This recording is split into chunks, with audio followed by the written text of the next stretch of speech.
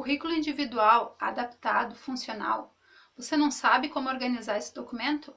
Então fique aqui comigo nesse vídeo que eu vou te ajudar, vou te dar algumas dicas práticas para você conseguir organizar esse documento. E se você está chegando agora acompanhando o primeiro vídeo aqui do nosso canal, não deixe de se inscrever, de deixar o seu joinha e clicar no sininho das notificações para você receber informações de quando tiver vídeo novo. O currículo individualizado e o currículo adaptado, ou PEI, como você quiser chamar, ele é muito falado nas escolas. Só que ao mesmo tempo que ele é debatido, que é conversado sobre, ele gera muitas angústias e preocupações, tanto em nós professores, como nos gestores das escolas. Porque em alguns casos nós não sabemos o que fazer, como fazer, o que flexibilizar, o que nós podemos tirar desse currículo, o que nós temos que acrescentar nesse currículo. Então, o fazer do currículo, o organizar o currículo, ele é bem difícil, ele é bem complicado. Até porque esse currículo ele é feito a partir das especificidades de cada aluno. Não tem como eu ter 2, 3 alunos que têm autismo, por exemplo, e eu querer fazer o mesmo currículo adaptado para os 3. Cada um tem as suas características, cada um tem as suas habilidades e suas competências. E por isso o currículo é individualizado. Ele tem que ser feito de aluno por aluno. A escola como um todo precisa ter a noção de que esse currículo estático, engessado, que algumas têm, precisam sofrer alterações, precisam sofrer flexibilizações para atender às necessidades de um determinado aluno. E isso acontece em todos os níveis, a começar pelas regras da escola. E daí alguns vão me perguntar assim, bom, mas se esse aluno está incluído, ele não precisa seguir as regras da instituição? Sim, ele precisa sim seguir as regras da instituição de ensino. No entanto, a instituição de ensino pode organizar regras específicas para esse aluno. Podemos dar o exemplo de um aluno autista.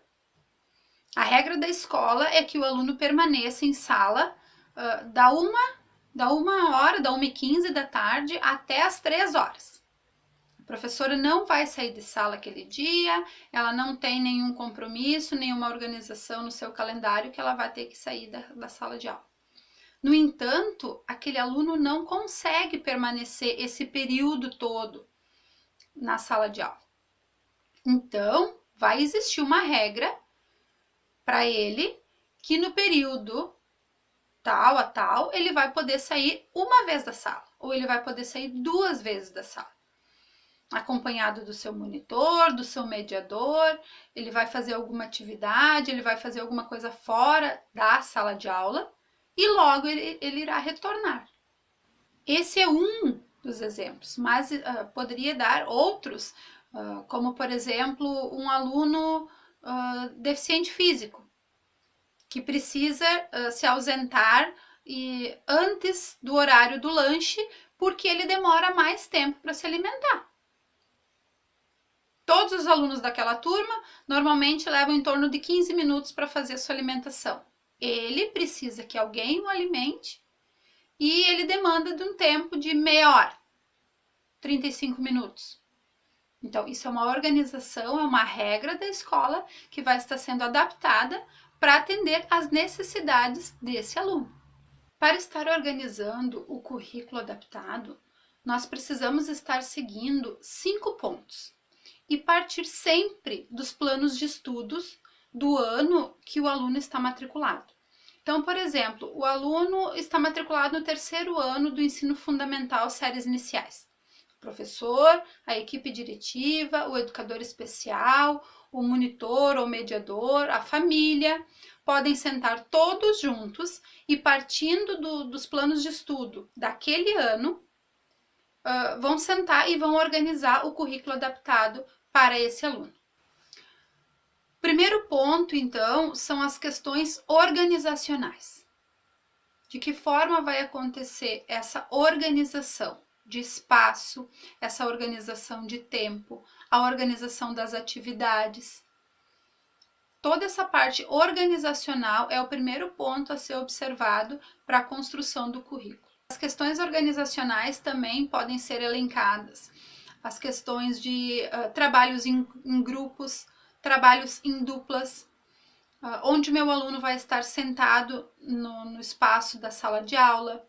Ele precisa de alguma adaptação visual, ele precisa de mais luz, ele precisa de menos luz, ou ele precisa de um espaço maior para a sua cadeira, ou, enfim, organização de tudo o que vai acontecer desde o momento que ele chega na escola até o horário que ele sai da escola. Como vai acontecer o gerenciamento dele no espaço escolar. O segundo passo seria a questão dos conteúdos. O professor, junto com a equipe, junto com a família, vão analisar esse aluno e ver se dentro daquele plano de estudo ele vai conseguir dar conta de todos os conteúdos que estão elencados nesse documento. Ou vai ser preciso flexibilizar alguns desses conteúdos. De repente ele está lá no terceiro ano, então, e o professor do terceiro ano vai trabalhar a multiplicação. Bom, esse aluno vai conseguir dar conta de trabalhar a multiplicação. Vai conseguir fazer o processo da multiplicação, inicialmente usando material concreto, depois ele vai para a questão de organizar a operação, resolução de situações, problemas. Ou não. Não, esse meu aluno, conforme a deficiência, conforme a dificuldade dele, ele não tem condições de desenvolver, de fazer resolução de situações, problemas. Mas eu penso que ele vai ter condições, sim, de organizar a multiplicação utilizando material concreto. Então, isso já é uma flexibilização. Eu vou ensinar a multiplicação dentro do que ele tem condições de aprender. Claro que eu vou instigar, eu vou desenvolver tudo que eu posso para ele chegar ao mais longe que ele vai conseguir. Né? Mas esses objetivos precisam estar bem definidos. O terceiro passo, então, seriam os procedimentos didáticos. De que forma que eu vou trabalhar com esse meu aluno? Eu vou precisar adaptar material, eu vou precisar falar de uma linguagem mais acessível, eu vou precisar organizar atividades extras para ele fazer em casa, ou eu vou ter que diminuir a quantidade dessas atividades, ou eu vou precisar diminuir o conteúdo, a quantidade de atividades para ele, vou precisar ampliar a letra. Enfim, isso são questões que também precisam estar pontuadas nesse currículo e que são de extrema importância para quando o professor, no decorrer do período, for consultar, tiver o apoio desse currículo, ele saiba exatamente o que foi organizado junto com toda a equipe e que ele precisa cumprir nesse período para estar incluindo esse aluno no ensino regular. O quarto ponto, então, seria sobre as avaliações. E essas avaliações podem ser divididas em duas partes. Ou avaliações adaptativas ou avaliações modificadas. O que são as avaliações adaptativas? Eu vou fazer uma prova com a turma e essa prova o meu aluno não tem condições de fazer. Mas eu posso adaptar essa mesma prova, diminuindo a quantidade de exercícios, aumentando a letra, diminuindo, por exemplo, um texto de 50 linhas, eu vou reduzir ele para 15 linhas. Ou, ao invés do texto, eu vou organizar um esquema para que ele possa entender aquele conteúdo que está sendo explicado ali, ou que está sendo cobrado na avaliação. Isso é adaptar a avaliação. Agora, eu também posso modificar a avaliação. Bom, com o resto da turma eu pretendo fazer uma prova. Só que o meu aluno, ele não tem condições de fazer essa prova escrita, mas ele pode fazer oral. Se ele consegue dar conta daquele conteúdo de uma forma oral, por que eu tenho que fazer a prova escrita? Posso modificar o meu instrumento de avaliação.